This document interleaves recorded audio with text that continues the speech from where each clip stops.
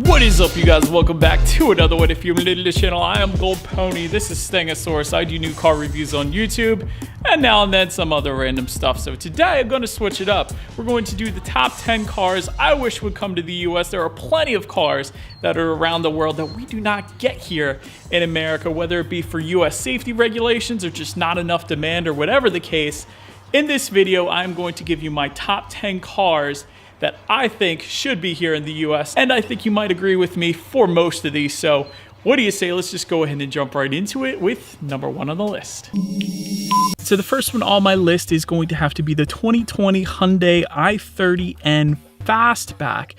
And so I specify Fastback because there is an i30N hatchback overseas. Right now we don't get either, of course, but I personally like the Fastback better.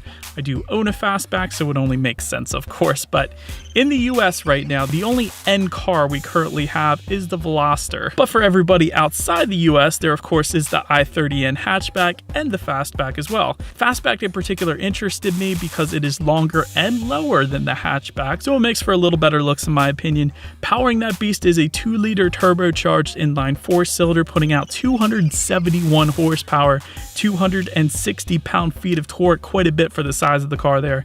Sent to the front wheels through a 6-speed manual transmission, only giving you a 0 to 60 of approximately 6.1 seconds. And of course, there's the fact that it looks absolutely amazing and it's a Hyundai, so you got the exceptional 10-year, 100,000-mile powertrain warranty as well. All of these reasons lead me to believe that it would do just fine here in the US, so I urge you, Hyundai, please send us this car. Then next on my list has to be the Ford Puma, and perhaps out of all the vehicles on my list, this has got to be the one I believe the most would do the best here in the US. Reason being, okay, so the Ford Puma is a crossover. It is available outside the US, and you guys probably already know in America, right now the SUV crossover craze is crazy. Everybody is buying those up, and it looks a ton better than the current EcoSport. It's actually 3.5 inches longer as well. It comes in an ST trim as well, a little sportier version with a 6-speed manual if you wanted it. That's pretty cool. It starts at roughly $22,000 even, so it's priced right as well. It has a flat bottom steering wheel available, digital gauge cluster available, and again, it's a crossover, so more than likely it would sell perfectly fine here in the US. And essentially when it comes to the power plant, it's pretty similar to the EcoSport. It offers the 3-cylinder as the standard engine setup. It also offers a 4-cylinder engine that's available if you wanted it. 123 or 153 horsepower. That's pretty standard for that size of a vehicle, honestly. Automatic transmission is available for the Puma as well. And again, overall, really what it comes down to, it looks absolutely amazing for what it is, the small crossover that it is. It gives you a digital gauge cluster, flat bottom steering wheel, and I can almost guarantee you it would outsell the EcoSport that we currently have here in the US. Next on my list is the Honda E, and so this is kind of one where I personally want to see it in the US. I don't think it's ever going to come here, and you guys will probably see why as I continue here, but the Honda E is a new electric car by Honda. Gives you 137 miles of range. It's a rear-wheel drive platform, 50-50 weight distribution, and a very low center of gravity, so therefore you can imagine it would be an absolute blast to drive, and with an electric car, that instant torque is going to be there as well, so this should be an ultimate city car, really. And it gets even better though on the inside. It has a lounge-like interior. If you look at the dash with all of its screens, it's absolutely awesome. I've never seen that many screens, I don't think, in a car before. It's priced at around $34,000 US, so that's why I'm saying it's probably a bit overpriced if they were to bring it here to the US. I think everyone can agree with me on that. Although tax incentives would bring that price down a little bit since it's an electric vehicle, but still a bit overpriced for actually what it is. When you could buy a standard Tesla Model 3, it really get a little bit more than what the Honda E would offer. But nonetheless, with the 50-50 weight distribution, power being set to the rear wheels and that interior, it personally makes me want to drive it. I'm sure a lot of you guys watching this video would definitely want to give that one a spin as well. Next on my list is going to be the Volkswagen T-Roc. And so at a price point starting at approximately $22,000 US, it's pretty darn similar to the Ford Puma, honestly. 4Motion all-wheel drive is available. You can get it with a 6-speed manual or a 7-speed DSG. And not only that, there's a T-Roc R available overseas, which actually will send you to 60 in only 4.8 seconds. That's pretty darn cool. And again, with the crossover craze here in the US, Volkswagen should definitely consider bringing this one to the US. I have a feeling it would do absolutely amazing. Just like the Puma, you have a digital gauge display. It's available. The exterior looks once again on point. It looks kind of like the Atlas Cross Sport, just in a mini crossover way, I guess you could say, but it's definitely something, again, with the crossover craze going crazy in the US, it's something I think would definitely sell very well here. Next on my list is going to be the Peugeot 508, starting price point of approximately $29,000. This is a 4-door fastback, and it looks absolutely amazing from every angle, in my opinion. Comes with approximately 181 to 224 horsepower. That power is sent to the front wheels through an 8-speed automatic. But here's the best part, you guys. It comes with a flat bottom and a flat top steering wheel, like a freaking race car. You gotta love it. It's a very futuristic looking interior with digital gauges. Looks like nothing else that we have here in the US right now, which is why I think a lot of people like me, wanting to look like nothing else on the road, would absolutely love it, especially for the steering wheel alone. There should definitely be more flat bottom and top steering wheels here in the US, so I actually really like that one. Next on my list is going to be the Alpine A110, or the A110. And this is another French manufacturer backed by Renault. The A110 is an aluminum-bodied coupe with 252 horsepower sent to the rear wheels through a 7-speed dual clutch, essentially a Porsche Cayman fighter, roughly $54,000 US.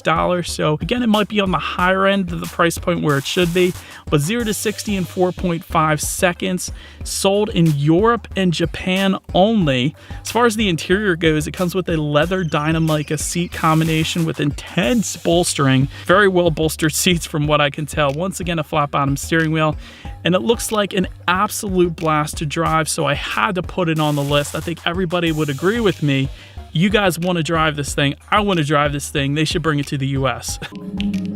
Next on my list is the Honda S660. And so this is one, I don't think they're ever going to bring it to the US, but it's still freaking cool. Let me explain. This is a car exclusive to Japan, Honda's home country, of course. It is a mid-engined roadster starting at roughly $18,600, less than a new Civic.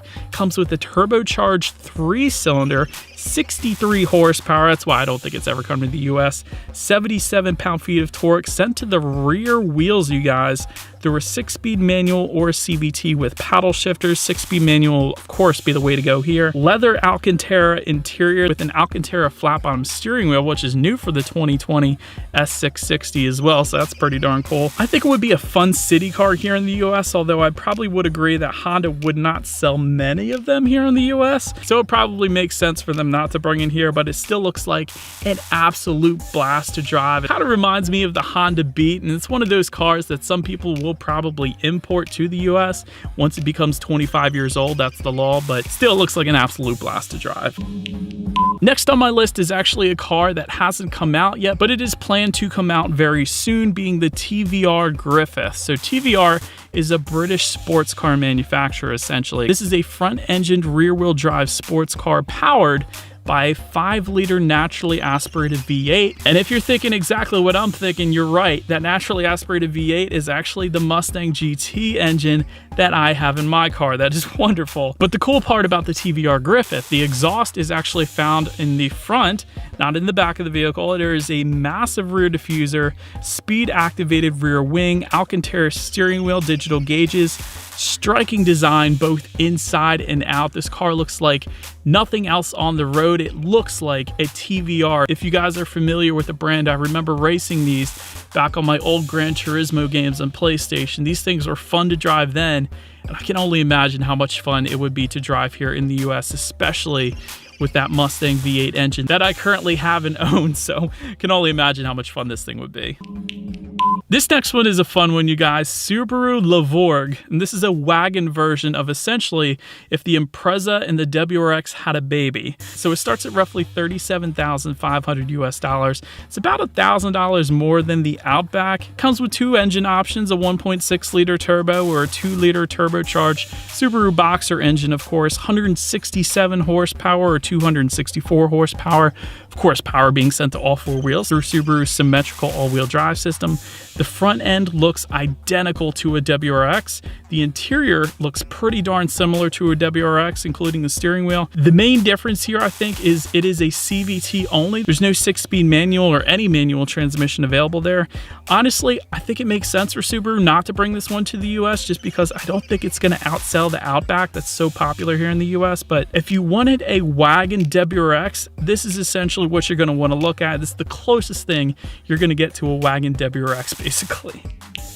And then last on my list, this is a fun one, you guys. This is called the Toyota Century, roughly 180,000 US dollars. And yes, this is a real thing. There is a near $200,000 Toyota that is still being made to this day. This is Toyota's version of a Rolls-Royce, essentially. It comes with power rear curtains. Yes, you heard me right, not sunshades, but power rear curtains, a massaging rear seat, just for one side, of course, that's for the CEO, an adjustable LED reading lamp in the back. It's kind of like those adjustable reading lamps you put in your office, but it's in the back seat. And if anybody was wondering what the heck is that bird logo up front, that represents the Imperial House of Japan. It looks like a phoenix, but it's actually a different fictional bird, for your information. It is not technically a phoenix. And essentially this car was made for Japanese CEOs and politicians to look very stately in. So it is definitely a pretty stately looking car, and I can't imagine this thing even selling in the US, even as a Lexus. It is specific to the Japanese market, and that is more than likely where it is going to stay. And so, but that is about it for this one, you guys. Thank you so much for watching. I hope they bring some of those cars to the US. That would be so freaking cool. But do appreciate you guys watching. Feel free to follow me on social media at the bottom of the screen there. If you like, be sure to hit the subscribe and the bell notification button if you're into new car reviews and random stuff like this. Do appreciate you guys watching more than you know, and I will see you guys all in the next video. Stay gold.